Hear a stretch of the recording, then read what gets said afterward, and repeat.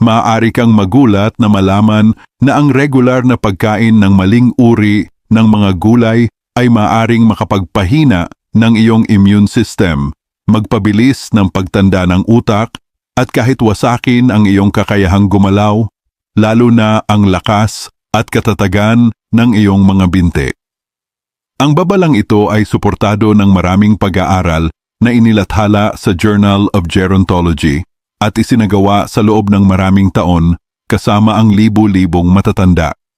Sa unang tingin, maraming karaniwang gulay ay tila hindi nakakapinsala, ngunit ang ilan ay maaaring tahimik na magdulot ng pamamaga.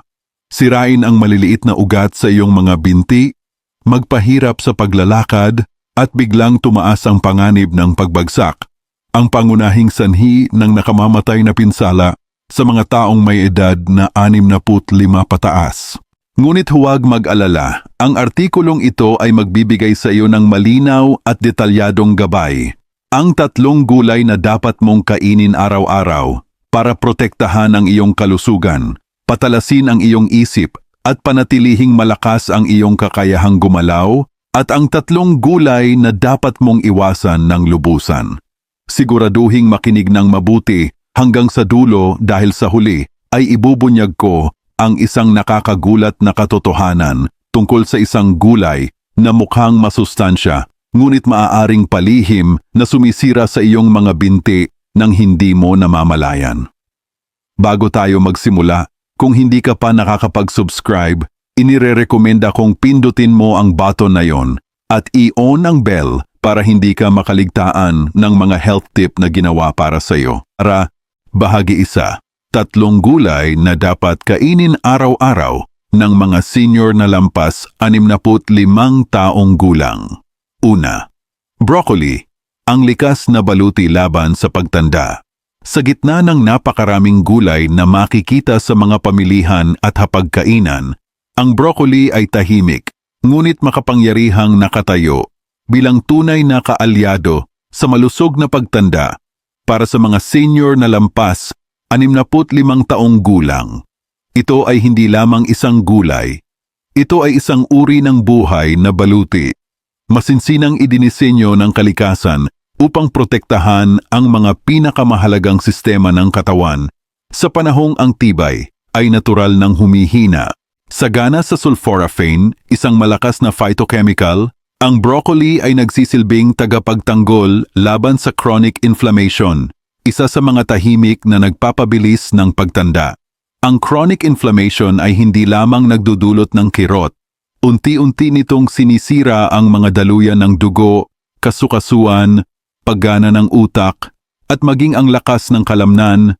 Lahat ng ito ay mahalaga para mapanatili ang kalayaan at kalidad ng buhay. Ang sulforaphane ay nag-aaktiba ng mga mahahalagang proseso upang alisin ang mga nakakalasong sangkap sa katawan at pasiglahin ang mga panloob na depensa nito, na ginagawa ang bawat kagat bilang isang estratehikong pamumuhunan sa kahabaan ng buhay. Bukod sa pagkontrol sa pamamaga, ang broccoli ay puno rin ng vitamin K, calcium, at maraming antioxidants, mga sustansyang kritikal na kailangan ng mga senior para mapanatili ang densidad ng buto at kalusugan ng puso. Pagkalampas ng 65 taong gulang, ang mga buto ay nagiging mas marupok, at kahit maliliit na bali ay maaaring magdulot ng pangmatagalang problema sa paggalaw. Ang natatanging nutritional profile ng broccoli ay tumutulong sa pagpapatibay ng kalansay habang pinoprotektahan ang mga arterya mula sa calcification na kadalasang kaakibat ng pagtanda. Para bang ang bawat malambot at berdeng floret nito ay naglalaman ng mismong plano para mapanatili ang sigla. Marahil ang pinakakapansin-pansin, ang broccoli ay nakakatulong sa kalusugan ng mga binti at paa, ang ating literal na pundasyon. Ipinakikita ng mga pag-aaral na ang sulforaphane ay nakakapagpasigla ng peripheral circulation. Tinitiyak na ang mga binti at paa ay patuloy na nagkakaroon ng sapat na nutrisyon at pagtugon. Ang malusog na sirkulasyon ay nangangahulugan ng mas kaunting problema sa balanse. mas mababang panganib ng komplikasyon sa diabetes, at mas matatag na hakbang. Sa totoong diwa, ang pagkain ng broccoli ay tulad ng pagpili araw-araw na maglakad ng mas malayo patungo sa kinabukasan ng may kumpiyansa at lakas. Mahalaga ang paraan ng paghahanda nito. Ang pag-steam ng broccoli ng ilang minuto lamang ay nagpapanatili sa malakas na sulforaphane nito habang pinapadali ang pagtunaw. Ang paglalaga nito ng sobra ay nag-aalis ng marami sa mga katangiang nagpapahanga sa gulay na ito. Hayaan mong ang iyong broccoli ay maging buhay, medyo firm, at puno ng sigla. Dahil sa paggawa nito, literal mong kinakain ang mismong buhay. Para sa mga senior na nagnanais ng makahulugang aksyon, araw-araw, patungo sa mas mahabang at mas masaganang buhay, ang isang simpleng tasa ng steamed broccoli ay hindi lamang pagkain. Ito ay isang malalim na tanda ng paggalang sa sarili at pag-asa para sa bukas. Kung patuloy kang nanonood at nakakatulong sa iyo ang mga insight na ito, mangyaring magkomento ng isa sa ibaba para ipaalam mong kasama mo ako. Ngayon, magpatuloy tayo sa pangalawang punto.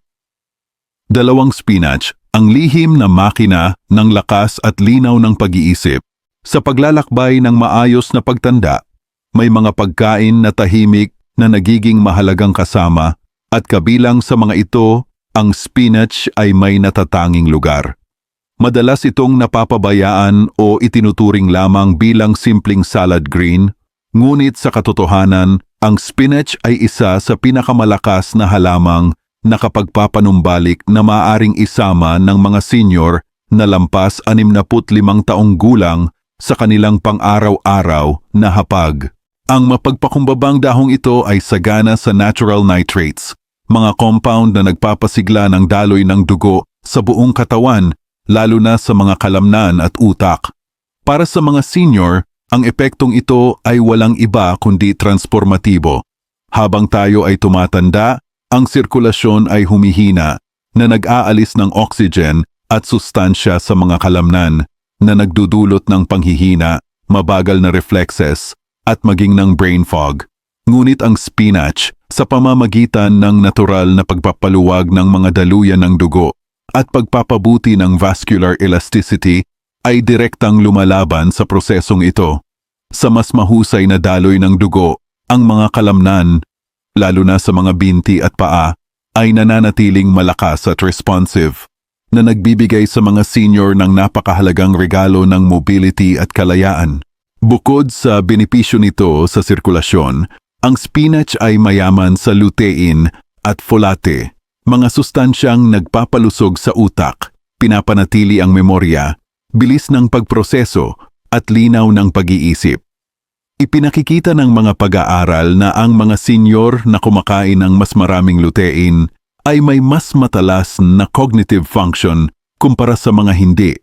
Hindi ito pagmamalaki na sabihing ang isang simpleng dakot ng spinach araw-araw ay makakatulong na ipagtanggol ang dignidad ng matalas na isip at aktibong katawan laban sa unti-unting pagdating ng panahon.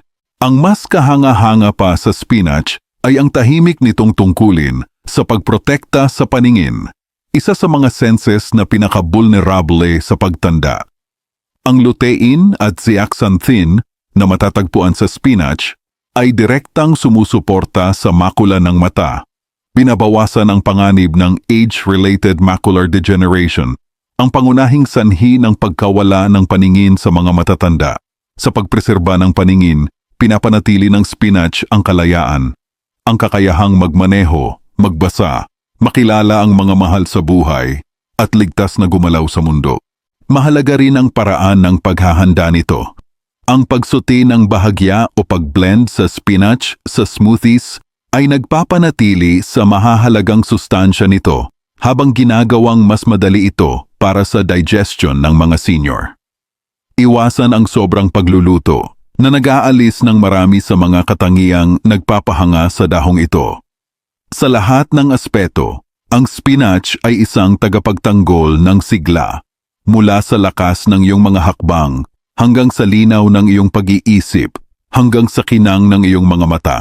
Ang isang maliit na serving araw-araw ay maaaring magdulot ng malawakang proteksyon sa maraming aspeto ng buhay na madalas nawawala ng hindi napapansin. Ngunit habang pinatitibay ng spinach ang katawan at isip, may isa pang gulay, makulay at karaniwang makikita sa mga kusina na may lihim na sandata laban sa pagtanda na hindi lamang nakakaapekto sa paningin o lakas, kundi maging sa balanse at koordinasyon na nagpapahintulot sa iyo na manatiling nakatayo ng matatag araw-araw. Maari kayang ito ay ang natural na pananggalang na hindi mo pa natutuklasan? Tara, pag-usapan natin ito ngayon. 3, karot, ang tahimik na tagapagtanggol ng paningin, balanse at sigla. Habang tayo'y tumatanda, ang ilan sa pinakamalakas na kakampi ay hindi yung mga maingay o kakaiba, kundi ang mga simpleng kayamanan ng kalikasan, tulad ng karot. Para sa mga nakatatanda na hindi lamang haba ng buhay ang hinahanap, kundi pati ang malayang at makabuluhang pamumuhay, ang karot ay nag-aalok ng higit pa sa tamis at kagustuhang crunch. Ang karot ay isang likas na pinagmumulan ng beta-carotene, isang sangkap na nagiging vitamin A na mahalaga para sa malinaw na paningin. Para sa mga senior, ito ay kritikal dahil ang paningin ang madalas na tahimik na nagdedetermina ng kalayaan. Ang kakayahang makakita ng malinaw ay hindi lamang nagbibigay daan para masulyapan ang mga kulay ng paglubog ng araw o ang mga detalyeng linya sa mukha ng isang mahal sa buhay. Pinoprotektahan din nito laban sa mapanganib na pagkahulog, nagbibigay kakayahan para sa ligtas na pagmamaneho at nagpapanatili ng dignidad sa paggalaw ng may kumpiyansa sa mundo. Ipinakita ng mga pag-aaral na ang regular na pagkonsumo ng beta-carotene ay maaaring pabagalin ang paglala ng age-related macular degeneration, ang pangunahing sanhi ng pagkawala ng paningin pagkatapos ng edad na 65. Sa bawat makulay na orange na karot ay may posibilidad ng mas maliwanag at mas ligtas na bukas. Ngunit ang karot ay hindi lamang nagpoprotekta sa mga mata. Ito rin ay tagapagtanggol ng balanse at neuromuscular coordination, dalawang madalas napapabayaang aspeto ng sigla ng mga nakatatanda. Ang antioxidants sa karot ay tumutulong na mapanatili ang integridad ng neurons at mga daluyan ng dugo. Tinitiyak na ang mga signal sa pagitan ng utak at paa ay mabilis at maaasahan.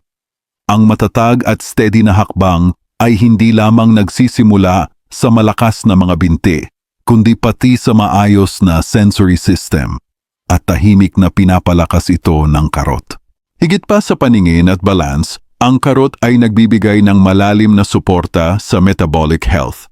Ang mataas na fiber content nito ay nagpapatatag sa blood sugar levels, nagpapababa ng cholesterol, at sumusuporta sa digestion, tatlong mahahalagang aspeto ng kalusugan na madalas humina habang tumatanda. Ang pagpapanatili ng malusog na blood sugar ay hindi lamang para maiwasan ang diabetes. Ito rin ay para maprotektahan ang nerve function, daloy ng dugo sa mga extremities, at lakas para makalakad, sumayaw, at buong buhay na yakapin ang buhay. Para makuha ang pinakamalaking benepisyo ng karot, pinakamainam itong kainin ng hilaw o bahagyang steamed. Ang natural na tamis ng sariwang karot ay patunay sa yaman nito sa phytonutrients. Ang pagkonsumo ng 1 o 2 karot araw-araw, grated sa salad, hiniwa bilang snack, o hinalo sa smoothie ay maaaring mukhang maliit na hakbang, ngunit sa paglipas ng panahon, ito ay nagbibigay ng malalim na proteksyon sa mga pandama, puso, at mga paa na nagdadala sa iyo pasulong. Bahagi 2. 3 gulay na dapat iwasan ng mga senior citizen. O una, talong, ang nakatagong banta sa paggalaw at komportable. Habang tayo'y tumatanda, kailangang maging mas maingat at sinasadya ang ating mga desisyon dahil ang pinakamaliit na pagkakamali ay maaaring magdulot ng malubhang epekto sa ating kalusugan, kalayaan at kalidad ng buhay. Sa mga pagkaing dapat ingatan ng mga senior, ang talong ay isa sa mga nangunguna, hindi dahil sa anumang halatang panganib nito, kundi sa tahimik nitong pinsala sa loob ng katawan, lalo na sa mga paa at kasukasuan na nagpapanatili sa ating kalayaan. Sa unang tingin, mukhang hindi naman masama ang talong, mababa sa calories, mataas sa fiber, at makulay. Ngunit sa ilalim ng makinis nitong balat ay naroon ang solanine, isang natural na chemical na panlaban ng halaman na maaring maging mapanganib sa tumatandang katawan. Ang solanine ay kilalang nagdudulot ng pamamaga sa mga sensitibong individual, lalo na sa mga kasukuan, kalamnan, at connective tissues. Para sa mga senior na madaling kapitan ng arthritis, nerve sensitivity, o paninigas ng kalamnan, ang nakatagong compound na ito ay maaaring lalong magpalala ng sakit, paninigas, at pagbawas sa kakayahang gumalaw. Hindi lang dito nagtatapos ang pinsala. Ang talamak na pamamaga sa mga binti ay maaaring magpahina ng kalamnan, magpabagal ng sirkulasyon, at makasira sa delicate neuromuscular coordination na kailangan para sa matatag at ligtas na paglakad. Sa paglipas ng panahon, ang hindi namamalayang panghihina ay lumalala. Nagiging hindi sigurado ang bawat hakbang. Ang simpleng kasiyahan ng paglalakad sa labas o paggalaw ng may kumpiyansa sa loob ng bahay ay maaaring unti-unting mawala ng walang babala. Bukod sa pisikal na epekto, mabigat din ang emosyonal na pasanin ng pagkawala ng balanse, pagkatumba, o ang patuloy na pananakit ng mga kasukuan. Madalas na dumarating ang pakiramdam ng kawalan ng kontrol at pag-iisa kapag hindi na madaling makagalaw ang katawan.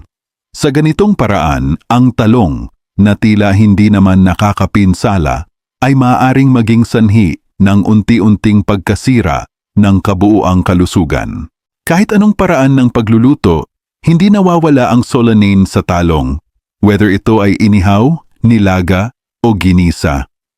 Para sa mga senior na nagsisikap na mapanatili ang kanilang mobility, stability, at kalayaan, mas ligtas at masustansyang gulay ang dapat piliin. Siyempre, hindi lahat ay agad makakaramdam ng sintomas pagkatapos kumain ng talong. Ngunit para sa mga edad 65 pataas, kung saan mas mababa na ang resistensya ng katawan, ang panganib ay sadyang malaki upang baliwalain. Ang pagprotekta sa iyong kakayahang maglakad, sumayaw o tumayo ng matatag ay nagsisimula sa pag-iwas sa mga tahimik na kalaban tulad ng talong. Kung nanonood ka pa rin at nakatutulong sa iyo ang mga impormasyong ito, paki-comment ng 2 sa ibaba para malaman kung kasama mo ako. Ngayon, magpatuloy tayo sa pangalawang punto. Ikalawang luntiang bell pepper, ang tahimik na sanhi ng pamamaga. Sa mga gintong taon ng buhay, bawat pagkain ay may kapangyarihang magpagaling o magpahamak, kadalasan sa mga paraang unti-unting ipinapakita ng katawan. Isa sa mga pinakanakakalinlang na pagkain para sa mga senior ay ang luntiang bell pepper, makulay, pamilyar, at karaniwang pinupuri dahil sa sariwa at malutong nitong lasa. Ngunit sa ilalim ng nakakaaliw nitong hitsura ay may mas malalim na kwento na dapat bigyang pansin ng sinumang nagnanais na protektahan ang kanilang sigla at kalusugan. Ang luntiang bell pepper, na kabilang sa pamilya ng nightshade, ay natural na mataas sa lectins, mga complex protein na maaaring kumapit sa lining ng bituka at makagambala sa pagsipsip ng nutrients. Para sa mga senior na ang digestive at immune system ay mas delikado na, ito ay isang tahimik na banta. Ang lectins ay maaaring magdulot ng low-grade chronic inflammation na madalas ay hindi agad napapansin, ngunit unti-unting sumisira sa kalusugan ng mga kasukuan, mga daluyan ng dugo, at resilience ng nerves. Lahat ng ito ay mahalaga para sa pagpapanatili ng balanse, lakas, at kakayahang gumalaw. Para sa maraming senior, ang unang senyales ng hidden inflammation na ito ay hindi matinding sakit kundi maliliit na pagbabago, paninigas sa bukong-bukong, pangangalay sa mga daliri ng paa, o pakiramdam na hindi stable kapag naglalakad. Habang lumalala ang pamamaga, maaring bumagal ang daloy ng dugo sa mga paa at binti, magdulot ng pamamanhid, paghina ng kalamnan, at pagtaas ng panganib ng pagkatumba, isa sa pinakamalalang banta sa mga edad 65 pataas. Nakakalungkot ang katotohanan. Ang isang gulay na madalas pinipili para sa kalusugan ay maaaring palalain ang mga sintomas ng pagtanda na sinisikap nilang iwasan. Mas masahol pa, ang antioxidants sa luntiang bell pepper ay mas kakaunti kumpara sa mga hinog na pula, orange o dilaw na bell pepper. Ibig sabihin, nagdudulot ito ng panganib ng pamamaga nang hindi nagbibigay ng sapat na benepisyo. Ang pagluluto sa luntiang bell pepper ay maaaring makabawas sa lectins nito. Ngunit para sa mga senior na may arthritis, cardiovascular issues, o sensitibong digestive system, mas mabuting iwasan na lang ito. Marami pang ibang gulay, mas ligtas, mas mayaman sa antioxidants, at mas banayad sa tumatandang katawan ang maaaring ipalit dito. Ang pagpili kung ano ang hindi kakainin ay kasing halaga ng pagpili kung ano ang isasama sa iyong dieta. Ang pagprotekta sa iyong mobility, lakas at peace of mind ay nagsisimula sa maliliit ngunit matalinong desisyon sa bawat pagkain. 3. Puting patatas, ang comfort food na tahimik na nagpapahina ng lakas at katatagan. Kaunting pagkain lamang ang kasing lalim ng pagiging bahagi ng mga alaala ng mga Amerikano, tulad ng puting patatas, giniling sa mga hapag ng pamilya, gininto ang prito, o inihaw kasama ng isang komportabling pagkain. Ang patatas ay parang tahanan, parang tradisyon. Ngunit para sa mga senior na 65 taon pataas, ang pinagkakatiwalaang pagkain na ito ay maaaring tahimik, na magdulot ng pinsala sa lakas at katatagan na napakahalaga para sa maayos na pagtanda. Sa ilalim ng pamilyar nitong ginhawa ay may mapanganib na katotohanan. Ang puting patatas ay napakataas sa simpleng carbohydrates na nagdudulot ng mabilis na pagtaas ng blood sugar pagkatapos kumain. Bagamat ang agarang epekto ay maaring walang masamang dulot o kaya'y nakalilibog pa nga, ang pangmatagalang epekto nito ay malubha. Ang paulit-ulit na pagtaas ng blood sugar ay nagdudulot ng pamamaga sa loob ng katawan na nagpapahirap sa mga delikadong daluyan ng dugo na nagpapakain sa mga binti, paa at utak. Para sa mga senior na ang sistema ng sirkulasyon ay mas vulnerable na, maaari itong magdulot ng mabagal na paggaling, pagkawala ng pakiramdam, at unti-unting panghihina na sumisira sa kakayahang gumalaw ng walang babala. Ngunit hindi nagtatapos sa blood sugar ang panganib. Ang mga high glycemic na pagkain tulad ng puting patatas ay nag-aambag sa unti-unting paninigas ng mga arterya na kilala bilang atherosclerosis. Habang nawawala ng elastisidad ang mga arterya, humihina ang daloy ng dugo sa mga paa na nagdudulot ng panginginig, pamamanhid at kawalan ng balanse. Ang simpleng discomfort ay maaaring maging seryosong panganib. Mas mataas na tsansa ng pagbagsak, mabagal na paggaling mula sa mga sugat at pagkawala ng independensya na malalim ang epekto sa katawan at espiritu.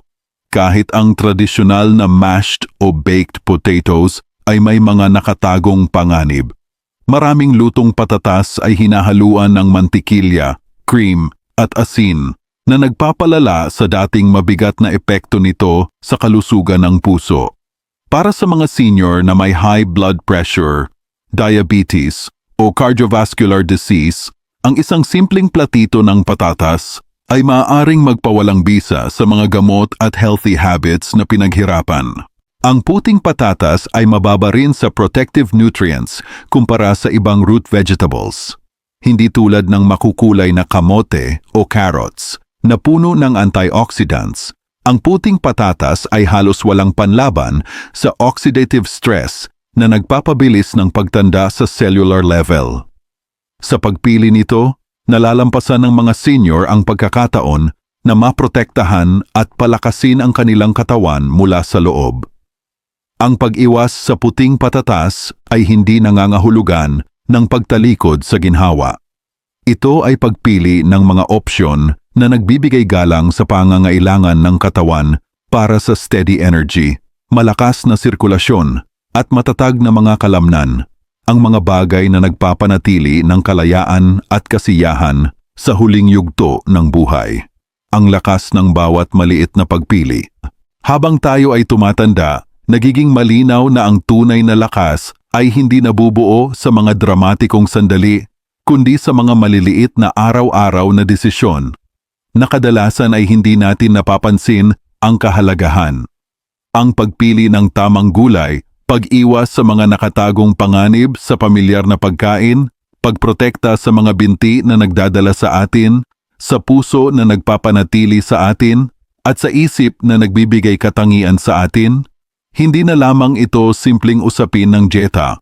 Ito ay malalim na pagpapahalaga sa sarili, pagbibigay dangal sa buhay na ipinagkaloob sa atin at sa mga taong pinaghirapan natin.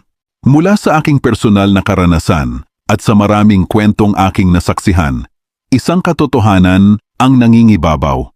Ang maayos na pagtanda ay hindi tungkol sa paghabol sa mga himala.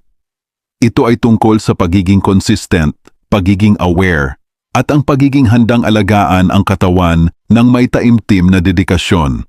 Walang doktor, gamot, o imbensyon ang makakapantay sa epekto ng matalinong pang-araw-araw na nutrisyon. Maaaring parang maliit na bagay, ang kumain ng ilang piraso ng walnuts, ang pumili ng spinach imbes na ibang gulay, o ang iwasan ang puting patatas para sa mas masustansyang opsyon. Ngunit sa buhay ng isang senior, ang maliliit na bagay na ito ay may malaking epekto. Pinoprotektahan nito ang kakayahang makalakad ng malaya, mag-isip ng malinaw at mabuhay ng independyente. Pinoprotektahan nito ang mga tawanang ibinabahagi sa pamilya, ang mga paglalakbay na kasama ang mga kaibigan, at ang mga pangarap na patuloy na nabubuhay sa malusog na pangangatawan. Ang aral ay simple ngunit malalim. Bawat pagkain ay desisyon para sa hinaharap. Bawat kagat ay boto para sa lakas o para sa paghihirap. Hindi natin makokontrol ang lahat ng dala ng pagtanda, ngunit maaari nating piliing igalang ang ating sarili at bigyan ito ng pinakamagandang pagkakataon na mabuhay ng buo sa bawat araw na darating. Ang landas patungo sa mas malakas, malaya, at mas masayang buhay sa ating mga huling taon ay hindi komplikado. Ito ay nabubuo sa paggalang sa katawan, pag-aalaga sa isip, at higit sa lahat, pagmamahal sa buhay na may kapangyarihan pa tayong hubugin. Ang mga araling ito ay inilaan upang magbigay inspirasyon sa iyo na mabuhay ng buo at tunay. Ngayon, nais kong marinig mula sa iyo. Maglaan ng ilang sandali para magmuni-muni at ibahagi ang isang bagay na iyong natutunan at balak isabuhay. Suportahan natin ang isa't isa sa pagyakap sa mga katotohanan ito. Kung nagustuhan mo ang video na ito, mangyaring mag-iwan ng komento na may isa. Kung hindi, maaari kang magkomento ng 0. Mahalaga sa amin ang iyong feedback. Huwag kalimutang i-like, i-share, at i-subscribe ang aming YouTube channel para sa mas maraming content na tulad nito. Salamat sa panonood at mabuhay ng ayon sa sariling mga termino.